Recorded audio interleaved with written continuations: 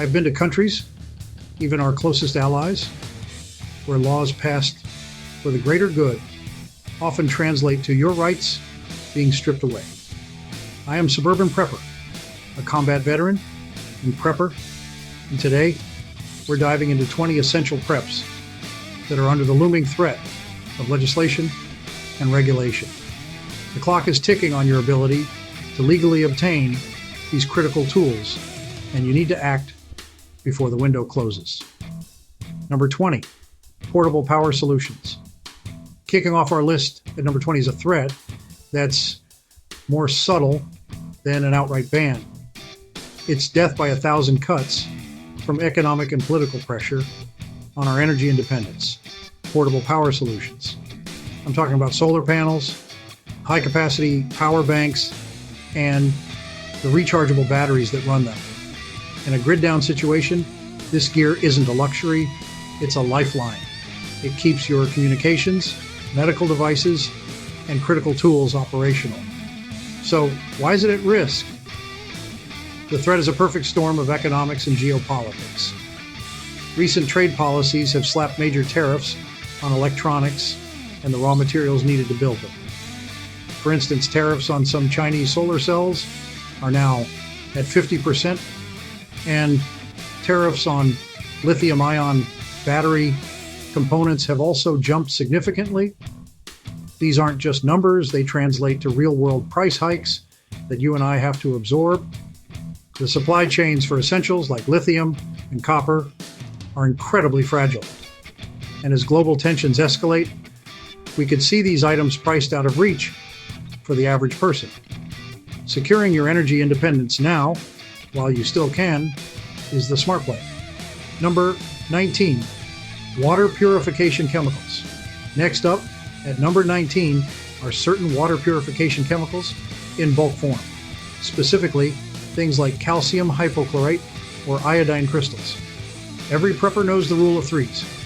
You won't last more than 3 days without potable water.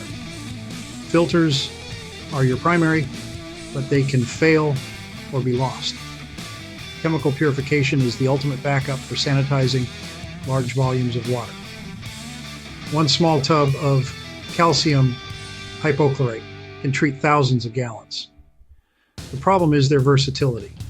These essential life-saving chemicals are labeled dual use because they can be precursors for things the powers that be don't want you to have. This dual use label attracts intense regulatory scrutiny. While you can still walk into a pool supply store and buy it today, the trend is toward tighter control over all bulk chemicals. It's wise to stock up on what you need now, while it's still a simple, off-the-shelf purchase. Number 18, controversial books and manuals. At number 18 is the ammunition for your mind. Controversial books and manuals. This includes old-school texts like the Anarchist Cookbook or surplus military field manuals covering everything from unconventional first aid to field expedient engineering. When the grid goes down and the internet is a memory, your physical library is all you have. These books represent a hard copy of last resort skills. The threat here isn't a jackbooted raid on the library. It's a quieter, more insidious form of digital book burning. We're seeing a trend of labeling information as dangerous or harmful. Books detailing subjects like weapon crafting or unconventional survival tactics have been quietly delisted from major online retailers. There are ongoing legislative pushes at the state level that could pressure libraries into removing certain books. This isn't about agreeing with the content. It's about ensuring your access to information isn't cut off. The time to download the PDFs and buy the physical copies is now, because knowledge that some deem too dangerous is always the first to be memory hold. Number 17, advanced medical supplies. At number 17 are medical supplies that go far beyond a basic first aid kit. I'm referring to items like prescription strength antibiotics, hemostatic agents like Quick Clot and professional-grade tourniquets. When getting to a hospital isn't an option, you are the first responder. Having these items on hand can be the difference between life and death. The problem is access is being choked off. The old prepper workaround of buying animal antibiotics over the counter is gone. As of 2023, that now requires a veterinarian's oversight. And while items like tourniquets and clotting agents are still available to civilians, there's a clear agenda to restrict advanced medical tools to so-called trained professionals, all under the guise of public safety. This effectively guts your ability to be medically self-reliant. Number 16, gas masks and CBRN filters. Next up, at number 16, is gear for surviving the unthinkable. Gas masks and certified CBRN, chemical, biological, radiological, and nuclear filters. This isn't just about a hypothetical disaster. It's about having a real defense against industrial accidents, wildfires, or civil unrest, where chemical agents might be deployed. This is where we run into ITAR, the International Traffic in Arms Regulations. High-grade mil-spec protective gear is already in the government's crosshairs, restricting its export and putting it in a legal gray area for domestic sale. Don't be surprised when the same logic they're using to ban body armor gets applied. Here, the argument that only official personnel should have this level of protection, getting NIOSH-approved gear while it remains available to civilians, is a critical step for anyone serious about preparedness. Number 15, high-powered communication gear. Our 15th item is advanced communication equipment. This means powerful ham radios, or any gear that allows for off-grid communications. In a lights-out scenario, when cell towers are silent and the internet is dead, comms are everything. Your ability to talk to your family, your mutual assistance group, or get intel from the outside world is a lifeline. However, the very independence this gear provides makes it a target. Unsurprisingly, governments want total control over the flow of information, especially during a crisis. High-powered radios already require a license, and operating without one is illegal. While there isn't a bill to ban them outright, the ongoing war on encrypted communication shows the clear trend. Make no mistake, the goal is to eliminate any communication that they can't monitor. Number 14, lock-picking kits. At number 14, we have a skill-based tool, lock-picking kits. For the prepared individual, this isn't about breaking and entering. It's about post-collapse problem solving and access when there's no locksmith to call. Whether it's for getting into your own property after losing a key or for scavenging in a true SHTF scenario, it's an invaluable skill set. But here's the catch. The legality of these tools often hinges on perceived intent. In most states, simple ownership is legal. However, in some jurisdictions, just having them in your kit can be considered prima facie evidence of criminal intent, forcing you to prove your innocence. It's a legal gray area that could easily be darkened with new vaguely worded laws aimed at so-called burglars' tools, making a useful tool illegal to have. Number 13, handcuff keys and escape tools. Next is something a little different, handcuff keys and other counter-custody tools. This includes universal handcuff keys, shims, and other tools for escape and evasion. In a WRO, without rule of law, situation or during major civil unrest, the risk of being unlawfully detained skyrockets. A simple hidden key can be a last-ditch insurance policy for your personal liberty. So why are they on this list? Because mere possession can land you in legal jeopardy. In many places, having a handcuff key isn't a crime in itself, but it can become one if a prosecutor alleges intent to evade law enforcement. Those laws are often intentionally vague giving authorities wide latitude for interpretation. As societal tensions increase, expect the definition of prohibited tools to expand to cover anything that challenges authority. Number 12, drones with advanced capabilities. Number 12, advanced drones. Talking about UAVs equipped with thermal imaging, significant payload capacity, or long-range flight capabilities. For a prepper, the applications are endless. Aerial reconnaissance of your bug-out route, perimeter security for your homestead, or getting an eye in the sky on a potentially hostile situation. The regulatory hammer is already falling hard on drones. The FAA has strict rules, and the bigger risk is with advanced features. Drones with significant payload capacity or thermal optics are viewed by regulators as a direct challenge to their monopoly on surveillance and control. Expect future laws to specifically target these high-capability models, restricting their features or banning their sale to civilians entirely. Number 11, night vision and thermal optics. Just outside our top 10 at number 11 are night vision and thermal optics. The ability to own the night is a supreme tactical advantage, whether for security, hunting, or navigating a world without power. High-end gear, like Gen 3 nods or thermal scopes, gives you an edge that's hard to overstate. Here's the problem. This technology is already regulated as military hardware. While legal for a U.S. citizen to own, the best gear falls under ITAR, making it a felony to export it or even let a non-U.S. citizen look through it. This is the exact same regulatory framework that governs machine guns and missiles. It takes no imagination to see them applying the body armor playbook here, arguing that this level of tactical advantage has no place in civilian hands.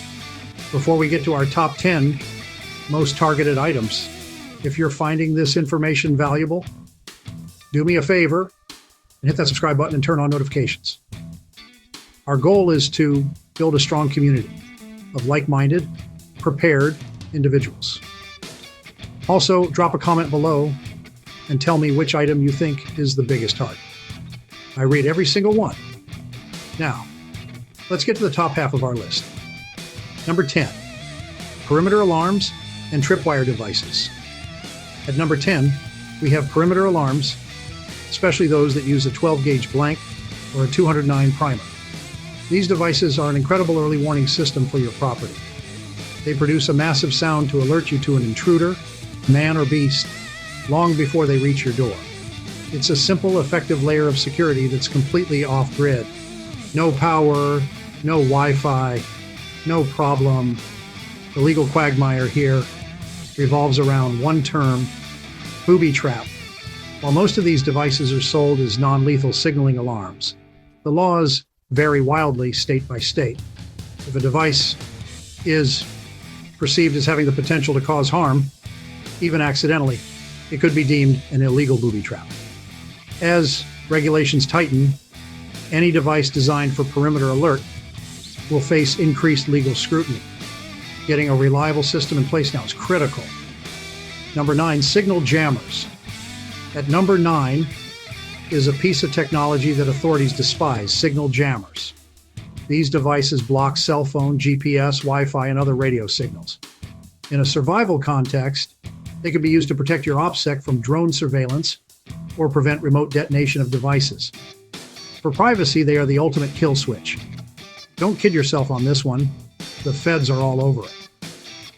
Under FCC rules, it's flat out illegal to manufacture, import, sell, or even operate a signal jammer in the U.S.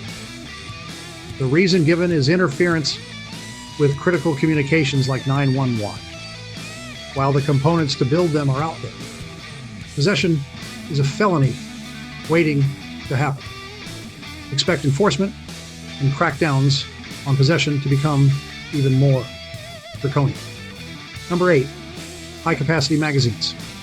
At number 8, we have high-capacity magazines, or what you and I call standard capacity magazines. that hold more than 10 or 15 rounds. In a defensive situation, the ability to minimize reloads is a massive tactical advantage. It's a force multiplier that can keep you in the fight and save your life. This is one of the most relentlessly targeted firearm components in the nation. States like California, New York, and Massachusetts already have strict bans. At the federal level, there's a constant legislative push for a nationwide ban, like the Keep Americans Safe Act. While such bills have failed so far, the fight is never over. These are standard equipment for millions of law-abiding gun owners, yet they are constantly one vote away from becoming illegal contraband. Number 7, body armor. At number 7 is the single most effective piece of life-saving defensive gear you can own, body armor. Ballistic vests, plate carriers, and plates have one purpose: to stop projectiles from ending your life. So why is a purely defensive tool so high on this list? Because lawmakers are actively trying to make it illegal for you to own it. A few states, like New York, have already passed bans on civilian ownership. At the federal level, a bill called the Aaron Salter Jr. Responsible Body Armor Possession Act has been repeatedly introduced to ban civilians from owning rifle-rated body armor, the exact kind you would need in a real crisis. The argument is that criminals might use it, but the result is that law-abiding citizens are deliberately left vulnerable. The window to legally acquire life-saving armor is closing. Number 6, armor-piercing ammunition. At number 6, we have armor-piercing ammunition, specifically ammunition that federal law defines as capable of penetrating body armor when fired from a handgun. For any serious prepper, having ammunition that can defeat hardened targets isn't an extreme measure. It's a logical contingency. The legal threat is already here, and it's growing. Federal law has long banned the manufacture and sale of certain types of APE handgun ammunition. But the real threat lies in reinterpretation by the stroke of a pen. Anti-gun groups have repeatedly pushed the ATF to reclassify common rifle ammunition, like certain 5.56 loads, as armor-piercing, simply because some pistols can chamber it. This is a backdoor strategy to ban some of the most popular and effective ammunition in the country by just changing a definition. Number 5, certain firearms and accessories. This one will shock no one. At number 5 are certain firearms and their accessories. This includes modern sporting rifles, which are dishonestly labeled assault weapons. But the threat extends to the very features that make them effective tools: folding stocks, pistol grips, and threaded barrels. These are the reliable tools millions of people choose to defend their homes. The push to ban these items is relentless. State-level bans are expanding, with places like Illinois and Washington enacting severe restrictions. These laws often target cosmetic features that are easy political targets, but don't alter the firearm's function. The strategy is clear. If you can't ban the gun outright, legislate its most effective features into oblivion. Neuter the tool until it's useless. Number 4, 3D printers and ghost gun files. At number 4 is the technology that makes government control obsolete: 3D printers and the digital blueprints used to create firearm components. The ability to print a firearm frame at home is the ultimate expression of the right to build your own arms. This technology makes unconstitutional gun laws functionally unenforceable. Because of this, it's a massive target. While it's currently legal for an individual to make their own gun, there are intense efforts to criminalize it. Proposed legislation like the 3D Printed Gun Safety Act aims to make sharing the digital files a crime. Some states are even proposing laws requiring a background check to buy a 3D printer itself. They aren't just coming for the guns. They're coming for the information and the tools used to make them. Number 3, 80% lower receivers, ghost gun kits. Climbing to number 3 are ghost gun kits, most famously the 80% finish frame or receiver. For decades, it was an honored American tradition to legally build your own firearm from an unfinished receiver for personal use. It was a perfectly legal, unregulated hobby.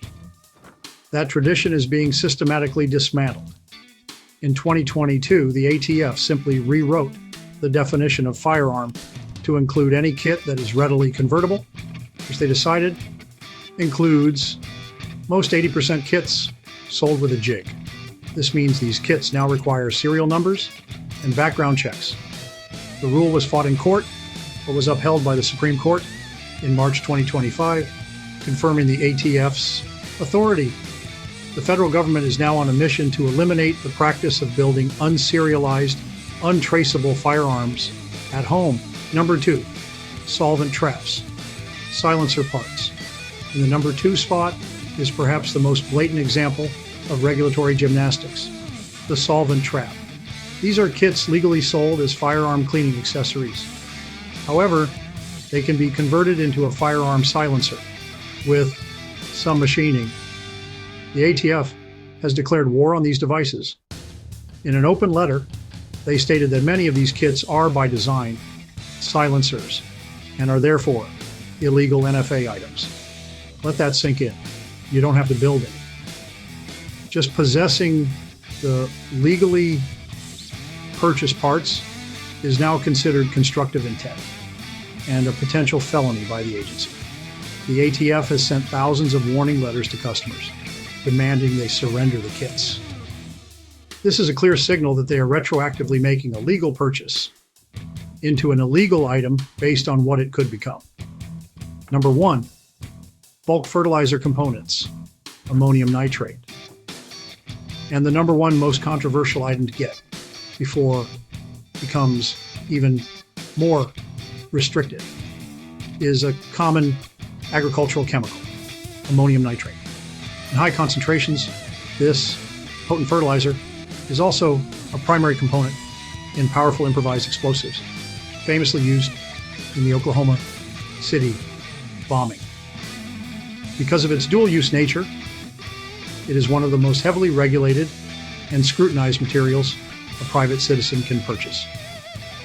Under the Department of Homeland Security's authority, anyone buying or selling it must register with the federal government and be vetted against the terrorist screening database. You need a government registration number just to buy it. The stated goal is counterterrorism, but the reality is a chilling precedent. It establishes a pre-crime surveillance system for any common material that could be misused. Today it's fertilizer. What will it be tomorrow? Conclusion. The trend is impossible to ignore. From the tools that provide power and water to the gear that defends your life and liberty, the walls are closing in. This isn't about fear-mongering, but foresight, recognizing patterns and acting responsibly while you still have the freedom to do so. Conduct a threat assessment of your preparations, identify vulnerabilities, and legally address those gaps while the window of opportunity remains open. The time for complacency is over. The time to prepare is now.